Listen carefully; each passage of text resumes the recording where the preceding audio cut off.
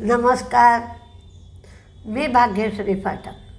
Market आणि मी हा सोप्या मराठीतून शेअर मार्केट समजावून सांगण्याचा माझा एक उपक्रम आहे.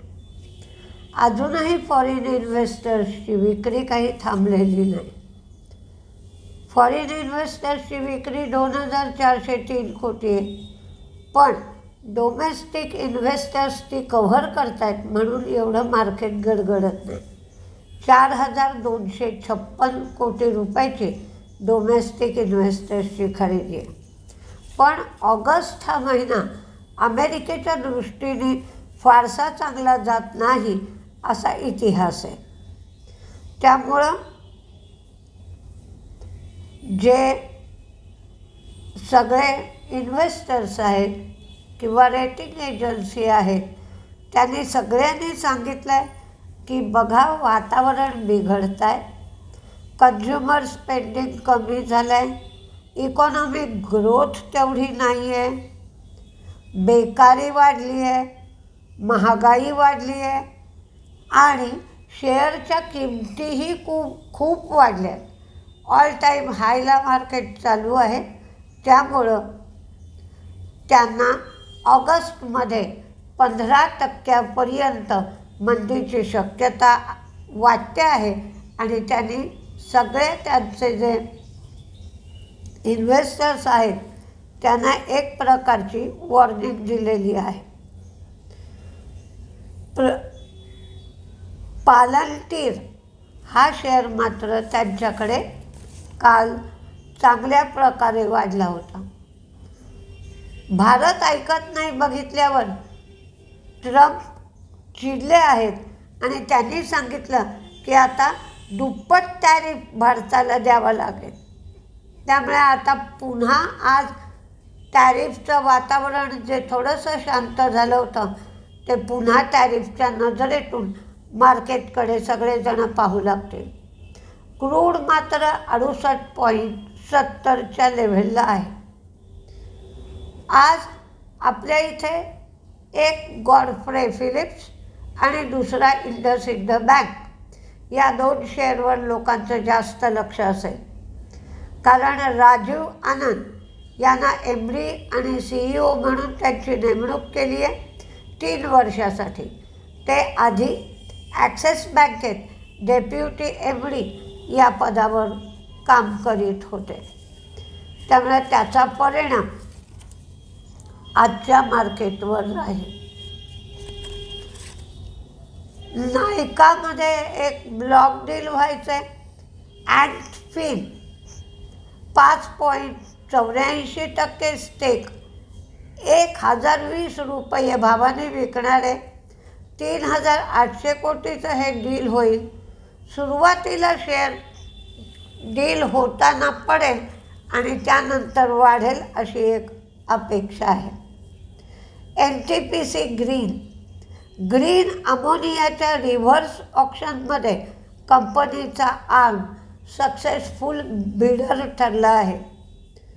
इंडियन हॉटेल 93.27 कोटीची प्रॉपर्टी टॅक्ससाठी त्यांना पेनल्टी लावली आहे. BEML संरक्षण मंत्रालयाकडून 282 कोटीची ऑर्डर BEMLला मिळाली आहे.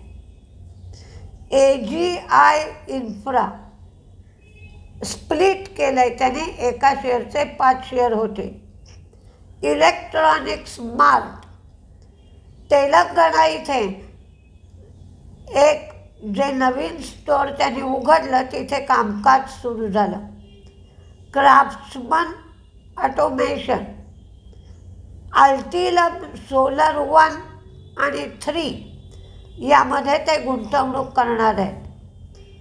किटेक्स गारमेंट लिटिल स्टार हा अमेरिकेमध्ये त्यांनी ब्रँड लॉन्च केला आहे. केन्स टेक्नॉलॉजी 6 वर्षामध्ये 4,995 कोटी रुपये ते तमिळनाडूमध्ये गुंतवणार आहेत. त्यासाठी त्यांनी तमिळनाडू सरकारबरोबर MOU साईन केला आहे. Brigade world trade centre Chennai यांच्याबरोबर बिल्टअप एरिया 67,977 स्क्वेअर फूट एवढा घेण्यासाठी त्यांनी MOU केला आहे. डेल्टा अलीगढ महाराष्ट्र इथे 2,239 स्क्वेअर फीट एरिया असलेलं 107 खोल्यांचं हॉटेल त्यांनी घेतलेलं आहे. काही रिझल्ट मार्केट संपल्यानंतर आले, ते रिझल्ट पाहूया. GPT इन्फ्रा प्रॉफिट रेव्हेन्यू वाढला आहे, मार्जिन कमी झालं आहे. कमेंट्स आलेत की तुम्ही प्रॉफिट रेव्हेन्यू मार्जिन याच्याबद्दल आम्हाला माहिती द्या.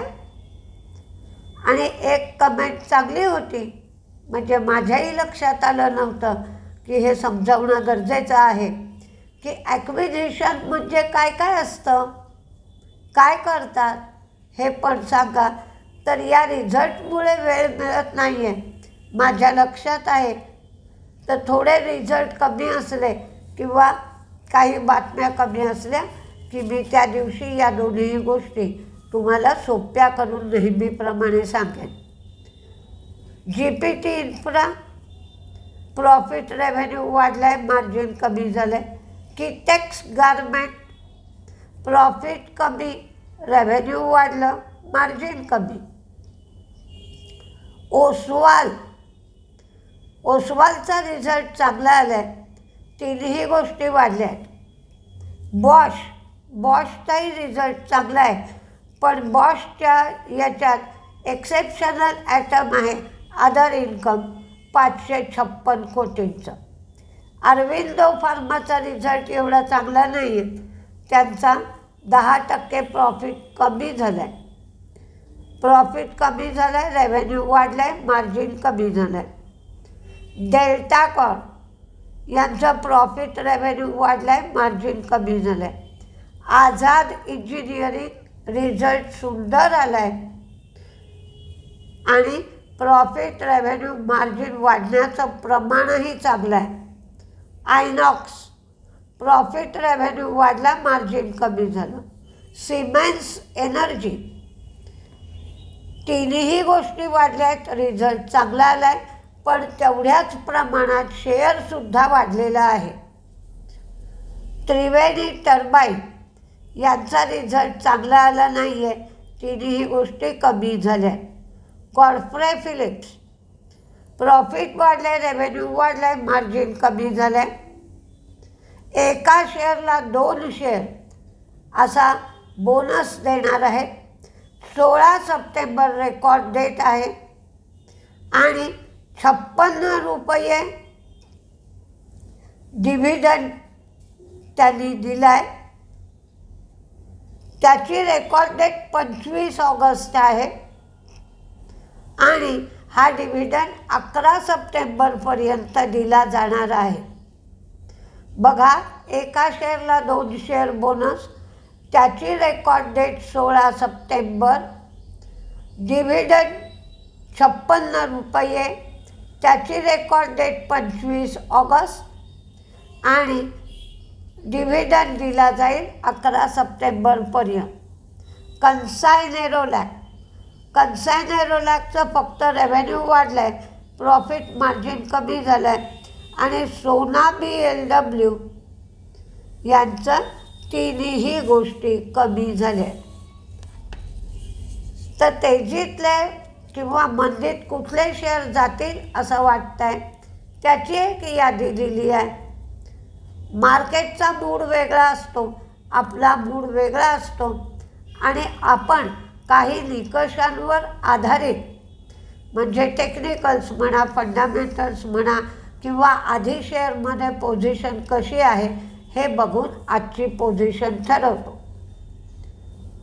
तर आधी तेजीचे शेअर देते, तुम्ही फक्त वॉच लिस्टवर ठेवा आणि तुम्हाला वाटलं तरच ट्रेड घ्या, कारण मार्केट सध्या खूप ट्रिकी चालू आहे. पैसा अडकून पडतो, तो कधी निघेल याची मग भीती वाटत राहते. UltraTech cement, BEL, Butterfly Gandhimathi, endurance, भेल, IndusInd bank, DLF, Godfrey Phillips, JSW energy, Bosch, Siemens energy. Siemens energy मात्र जपून ट्रेड घ्या कारण शेअर वाढला आहे. MRPL, BEML, AB Capital, Paytm, Kaynes Technology KAYNES, Marico, Tata Motors, Muthoot, Hindustan Copper, Solar Industry, Oracle आणि Escorts. तर मंदीमध्ये सगळे पुन्हा जे ट्रम्पच्या टॅरिफमुळे शेअर पडत होते तेच आज पडू शकतील.